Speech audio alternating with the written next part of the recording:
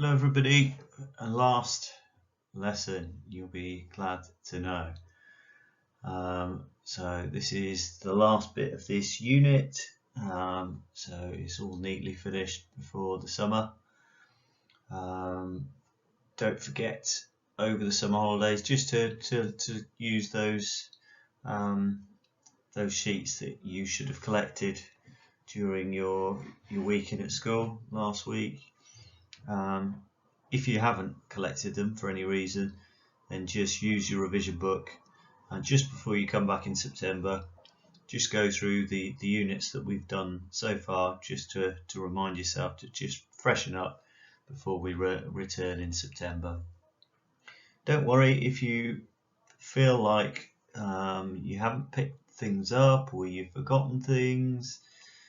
Don't need to panic. When we come back in September, we've got plenty of time. You've done a fantastic job in getting your coursework done.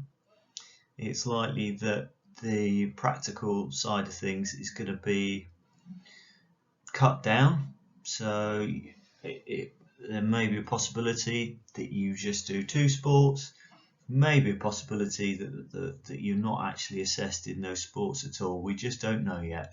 But you definitely don't need to panic, you definitely don't need to worry that you're going to be in any sort of difficulty in September.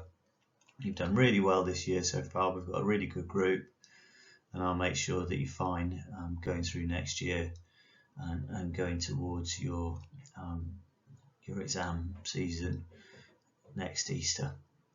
So last lesson, it's nice and straightforward. It's all about hydration and dehydration, and as usual you're thinking about sports performers. So when you get a question, you might get a question saying, what is dehydration? That's quite a common thing that pops up, but often the longer questions, it's all about dehydration and sports performance. So you would then have to talk about the causes, what's happening inside your body, the symptoms, how you're showing the result of those causes, so how you might be behaving, and then you'll be talking about the effects on you as a netballer or a hockey player within a match. So first thing you're going to do, I'll put on connected to this on Google Classroom, I'll put a YouTube link. Just want you to watch that video on YouTube. That's going to give you a bit of an overview on dehydration, so do that first. You don't need to take any notes, and then come back to this. Right, so you should have hopefully picked up a few bits from watching the video. If you now then do like we were doing a lesson, you're going to take some notes. So you could use my little grid that I've attached. I know quite a few of you have used that. I used those over the last few lessons. If you prefer just to take your own notes, that's fine. If you want to do a spider diagram, that's fine as well. So you need to be thinking about the symptoms, so how you would be showing the effects, so what people would notice if they looked at you. You need to be breaking your notes into the causes, what's happening inside your body to lead to these strange things happening. And then you're going to be thinking about a sports performer, so maybe an imaginary person, how you would see that within their gameplay or within their competition that they're doing. So first little slide here then. We know as sports performers then to avoid dehydration, you're taking in fluid regularly. It's obviously going to depend upon what sort of intensity of exercise you're doing, the environment, so if it was a hot day or you're inside, the clothing maybe that you're wearing. We've got some symptoms there, so these are the things that the examiner will be looking for you to mention: tiredness, lack of concentration, headaches. So go for one of those 3.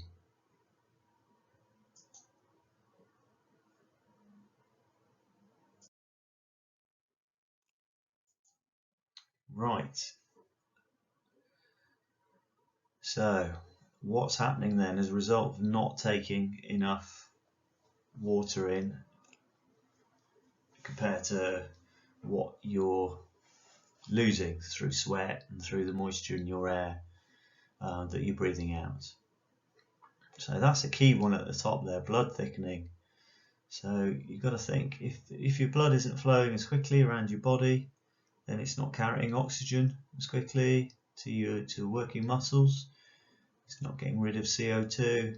So that's massive, isn't it? Within a sports performance, if your blood is thickening, it's slower to get back to the heart, then your performance is going to drop. Your heart rate's going to have to go up. Remember, your heart's a muscle, so that's going to require more oxygen for your heart to work harder. And your heart rate, we know, you've got that maximum heart rate, haven't you? So that's going to limit the intensity that you can work at. Your body temperatures is going to go up. So remember, it's only a small margin, and then your body can't cope anymore. It can't work as well. So that could be critical on a hot day. And then we've got 2 at the bottom there that would definitely relate to you as a sports performer on the field of play or on court there. Your slow reaction time. So you'd be saying in your longer answer question, so and so could be dropping the ball or making the wrong tactical decision within their game, which could cost their team possession or goals or points.